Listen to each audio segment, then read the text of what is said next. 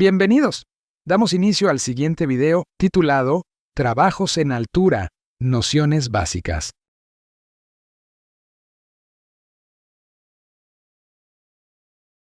Cuando hablamos de trabajos en altura, generalmente hablamos de una distancia en particular, más de 1,80 m en altura. Ahora, la pregunta es, ¿por qué denominamos a estos trabajos de altura de alto riesgo? La respuesta está en esta palabra, ¿no? La severidad.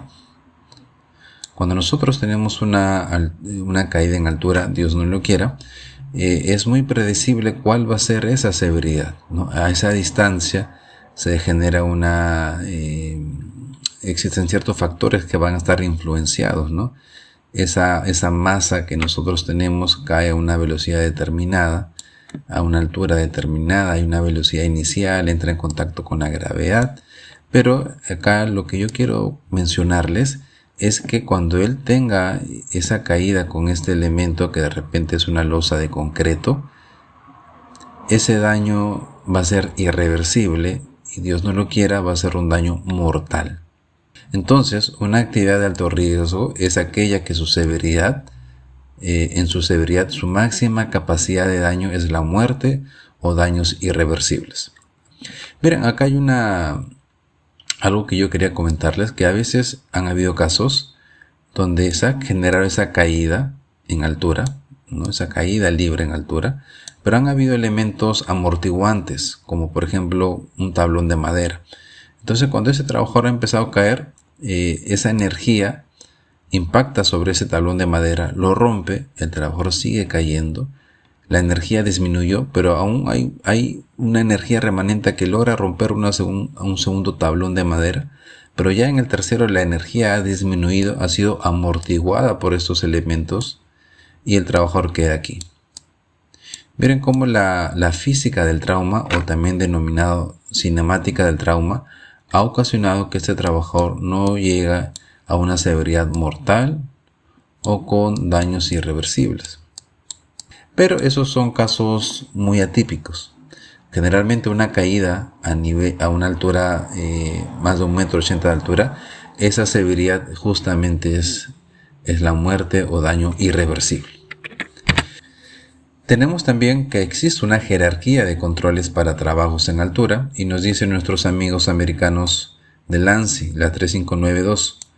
Entonces vamos a ver de manera muy general en qué consiste esto. El primer control y más recomendado es la eliminación o sustitución. Entonces, ¿qué nos dice? Que si de alguna manera yo voy a trabajar en altura, y en este caso voy a trabajar haciendo reparaciones en esta luminaria, por ejemplo, ¿no? Entonces, este control, que es el más efectivo, nos dice, mira, elimina la altura. ¿Cómo? Bueno, saca la bombilla y llévala a nivel del suelo y ahí hace esa reparación. ¿He eliminado la altura? Sí. Ok. Ya no se va a exponer a esta altura, sino que va a trabajar a nivel del suelo. En caso no se puede eliminar por la misma naturaleza de las operaciones, si yo quiero hacer limpiezas en estas esquinas, en esta casona antigua, en lugar de usar una escalera extendible o del tipo recta, voy a sustituir la escalera por este elemento extendible, ¿no? Que va a limpiar justamente esas zonas, ¿no? Sustituí la escalera por esta herramienta. ¿Ok? Eso es eliminación o sustitución. El segundo control de jerarquía, ¿no? Recuerden que si nosotros dibujamos un triángulo, este es el primero, eliminación o sustitución, y luego sigue prevención pasiva de caídas, ¿no? Que básicamente son controles de ingeniería, como estas barandales o barandas de tipo metálicas, que bueno, en la industria de la construcción se usa mucho para evitar o funcionan como barreras, ¿no? Barreras o controles pasivos. Pero también nos dicen que de repente yo puedo empezar a colocar barandales, pero no me he percatado que de repente acá hay un orificio considerable que puede entrar un trabajador y esto me conlleva a nivel del suelo, ¿no? Por eso también te dice cubrir aperturas expuestas del piso. Si no puedo eliminar o sustituir o aplicar controles pasivos, lo que yo debo hacer es el tercer control, que es arneses para caídas, ¿no? Básicamente, miren, hay un punto de anclaje, un dispositivo de prensión del cuerpo, que es esto de acá, y un sistema de conexión. Entonces, lo que va a hacer este sistema, arneses para caídas, es que me va a limitar el paso, ¿no? Entonces, yo he hecho un pequeño estudio, un pequeño cálculo, y considero que esta es la altura idónea de este sistema de conexión, ¿no? El largo es el idóneo, ¿no? Porque el trabajador, si quiere seguir caminando acá, ya no va a poder, ¿ok? Y va a evitar que él tenga esa caída libre, ¿no? Esa caída en altura, ¿ok? Eso es arneses para caídas, ¿no? Acá hay otra imagen que nos va a permitir ver un poco más claro, ¿no? Hay esa retención, esa limitación del paso cuando él ya entra a una zona de riesgo, ¿no? ¿Qué es esto, no? Entonces, eso es arneses para caídas, ¿ok? Miren que acá no hay un absorbedor de impacto, ¿ok? Acá no hay un absorbedor de impacto porque no se va a generar esa caída y por ende se va a activar ese absorbedor de impacto. Aquí no lo hay. Pero miren, acá hay otro ejemplo de arneses para caídas, ¿no? Esa es la composición básica. Pero si ninguna de las tres no puedo yo aplicar esta jerarquía de control en sus tres primeros niveles, aplico el 4, que de alguna manera no es el más recomendable, que se llama detención de caídas. Aquí sí hay un absorbedor de impacto, ¿ok? Entonces básicamente lo que acá nos dice es que se va a generar esa caída, pero, ¿no? Por eso acá dice no impide la caída libre, pero lo que va a ocasionar es que tu cuerpo quede suspendido en el aire. Tu cuerpo no va a llegar al nivel del suelo, no se va a generar ese impacto que hemos visto que la severidad, la máxima capacidad de daño puede ser la muerte, ¿no? O daños irreversibles. Lo que hace es eso, ¿no? Detiene una caída libre y limita la fuerza del impacto a través del absorbedor de impacto, ¿ok?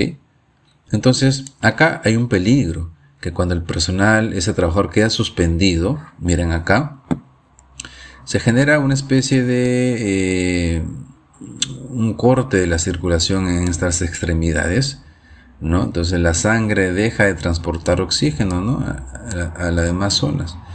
Y el tiempo es un factor sumamente importante, ¿no? Por eso que acá al personal se le debe rescatar en un tiempo muy importante, ¿no? En lo más rápido que se pueda, o mientras que se logre ese rescate. Una opción, lo que nos dice la literatura, es que, bueno, mueva sus rodillas a nivel del pecho o que haga el movimiento imaginario que lo estuviera pedaleando una bicicleta, ¿ok? Para que esa circulación de sangre pueda darse, ¿ok? Vamos a ver este video para que nos ejemplifique más sobre este peligro de quedar suspendidos. ¿Has oído hablar del síndrome del arnés? Ese que dice que quedar suspendido en un EPP tras un accidente en alturas puede ser tan peligroso como la misma caída. Pues no es un mito y saberlo puede salvar tu vida, la de un compañero tuyo o la de cualquier persona que haga trabajos en alturas. Porque el síndrome del arnés no tiene que ver con la actividad por la que se usa el equipo de protección personal, sino con la inactividad física en las piernas cuando se está suspendido con el arnés puesto. El síndrome del arnés, también conocido como shock ortostático, síndrome ortostático o trauma por suspensión, es una patología grave que se presenta por la combinación de dos factores, la suspensión y la inmovilidad. Las causas que producen el síndrome del arnés no están del todo claras, pero los investigadores sostienen que la presión que hacen las cintas en las piernas crean un efecto de torniquete sobre las venas femoral y safena, que evita que la sangre recorra las extremidades y que regrese al corazón. Es una obstrucción circulatoria de ida y de vuelta que desde luego tiene un papel determinante en la aparición del síndrome y de sus síntomas, que se presentan con mucha rapidez. Una persona no puede permanecer suspendida por más de 15 minutos, porque empezará a sentir malestar general, hormigueo y entumecimiento en las extremidades, sensación de asfixia, zumbido de oídos, mareo, náuseas, incluso puede perder la visión y hasta el conocimiento. De mantenerse la suspensión, ocurrirá hipotensión arterial, alteraciones cardíacas como bradicardia o taquicardia, a un nivel peligroso. En menos de 30 minutos es potencialmente letal. Para evitar el síndrome y sus consecuencias, la Occupational Safety and Health Administration, mejor conocida como OSHA, dependencia del Departamento del Trabajo de Estados Unidos, en sus boletines de seguridad y salud recomienda reducir al máximo posible el tiempo de suspensión de los trabajadores, y ello se consigue diseñando e implementando planes de rescate para casos de accidentes, y aliviando la tensión de las piernas y con ello de todo el cuerpo utilizando líneas antitrauma, que son dispositivos complementarios al EPP y prácticamente indispensables. Las líneas antitrauma se sujetan a tu equipo de protección personal y a la planta de tus pies, lo que hace que tu propio peso disminuya la carga del arnés y con ello alivia la presión de la correa en tus piernas. Con las líneas antitrauma bien colocadas, puedes esperar a que llegue la ayuda, acortando el nivel de emergencia.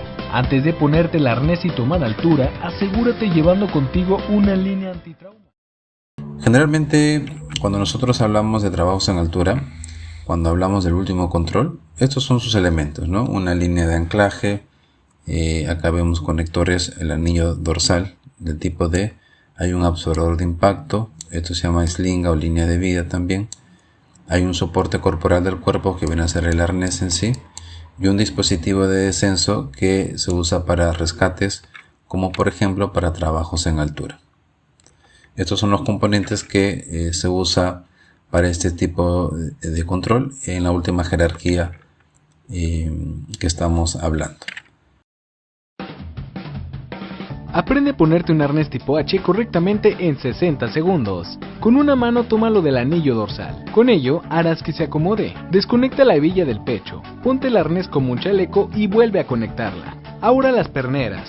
Una por una, desconectas y vuelves a conectar. Para ajustarlo, empieza con lo largo del arnés, o sea las cintas de los costados. Estas tienen un cruce que debe quedar a la cadera. Ahora las perneras. No hay que apretarlas demasiado, sino permitir la circulación de la sangre. Las cintas de los hombros tienen que estar rectas, dibujando una H, y el ajuste external siempre a la altura del pecho. Una vez ajustado, guarda los excedentes de cintas en los pasacintos. Y por último, verifica con una mano que puedes alcanzar tu anillo dorsal. ¡Listo! Ahora ya sabes cómo colocarte tu arnés correcto. Acá vemos la importancia de realizar la distancia total de caída estimada.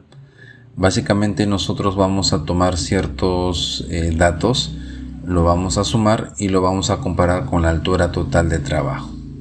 Ok, vamos acá a ver un ejemplo muy básico. Supongamos que este es el trabajador antes de la caída, ¿no? Y va a existir una altura de aquí, donde está el punto de anclaje, hasta acá, por ejemplo, ¿no? Hasta acá hay una altura determinada. Supongamos que por alguna razón, algún desliz, algún error humano, alguna distracción genere esa caída. Entonces el trabajador va a caer, va a caer, va a caer. Pero imaginemos que esta slinga o línea de vida es muy larga, ¿no? Entonces mira, se va a desenrollar, es muy larga. El trabajador empieza a caer. Por lo mismo que es largo, no se activó el absorbedor de impacto, y lo que hace es que el trabajador llegue a esta estructura y caiga. ¿Ok? La slinga o línea de vida era tan larga que no se activó el absorbedor de impacto. ¿Ok? Entonces, para evitar este escenario, este evento no deseado, hacemos este pequeño cálculo. Lo que vamos a hacer es, con nuestra cinta métrica o wincha, medir la longitud de slinga. ¿Ok? Entonces yo agarro la slinga, la estiro al nivel del suelo y la mido. ¿Ok? En este caso me salió 1,8 metros. Luego hay una desaceleración de distancia de caída libre, que es 1,1 metros. Y luego yo voy a seguir sumando ciertos valores. Yo les recomiendo que empecemos midiendo la altura del trabajador. ¿Ok? En este caso me sale 1,8 metros. O también la altura del anillo de dorsal hacia abajo, hacia el nivel del pie del trabajador. Y luego hacemos la sumatoria del estiramiento de arnés, que es 0,3 metros. Yo sugiero, bueno, por un tema de practicidad, simplemente medir la altura del trabajador.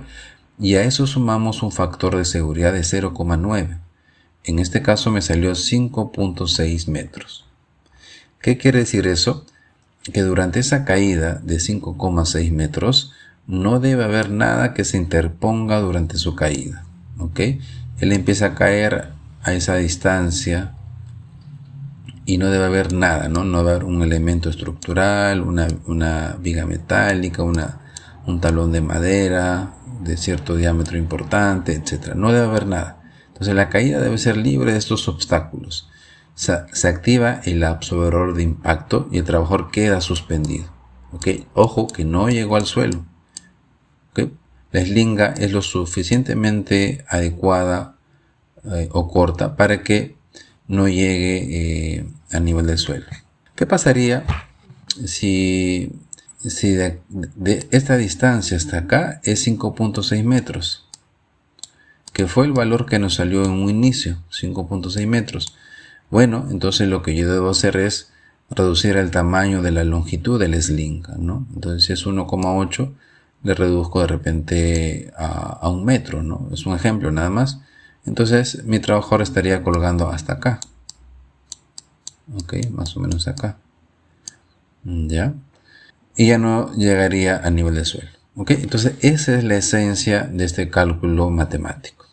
Ok, generalmente esto lo hacen el área SOMA, el prevencionista o supervisor SOMA. Pero es bueno, es necesario que ustedes tengan un conocimiento de por qué se hace este cálculo.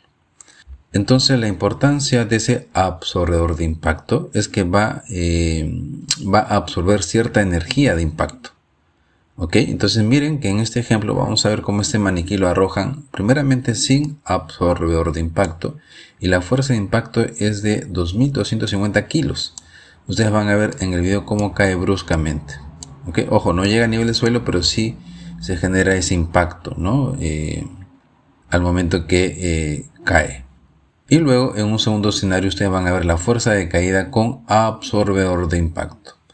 La energía llegó a 377 kilos y ustedes van a ver cómo esa gran diferencia, ¿no? Miren, vamos a ver a continuación.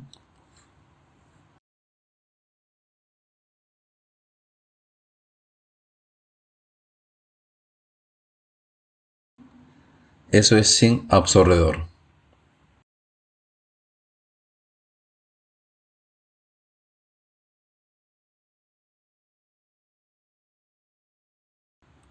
Ahora vamos a ver qué pasaría si se usa el absorbedor de impacto.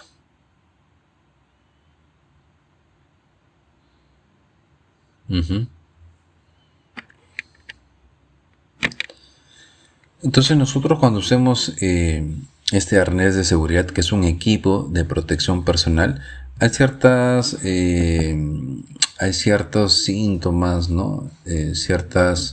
Ciertas características que nos van a decir que no está apto para su uso, ¿no? Como el arnés, en algunos casos, en ciertas clases de arnés, es un conjunto de hilos que están cosidos, ¿no? Uno con otro. Entonces, si de repente vemos orificios, que los hilos están deshilachados, se han desprendido o hay quemaduras, simplemente descartarlos. O de repente vemos que estos elementos metálicos presentan oxidación, también es necesario el descarte, ¿no? Ustedes van a ver acá ciertas imágenes que en efecto acá hay líneas discontinuadas que también amerita el descarte, acá hay símbolo de oxidación y acá, bueno, lo que nos decía esta literatura, esto se produjo producto de las chispas en trabajos en caliente. Miren la coloración que ha obtenido, entonces acá debe ser descartado. Acá vemos elementos de plástico dañados, cintas dañadas, costuras dañadas. Generalmente le ha caído algún químico, hay exceso de polvo, le ha caído, no se ha almacenado adecuadamente, entre otros casos.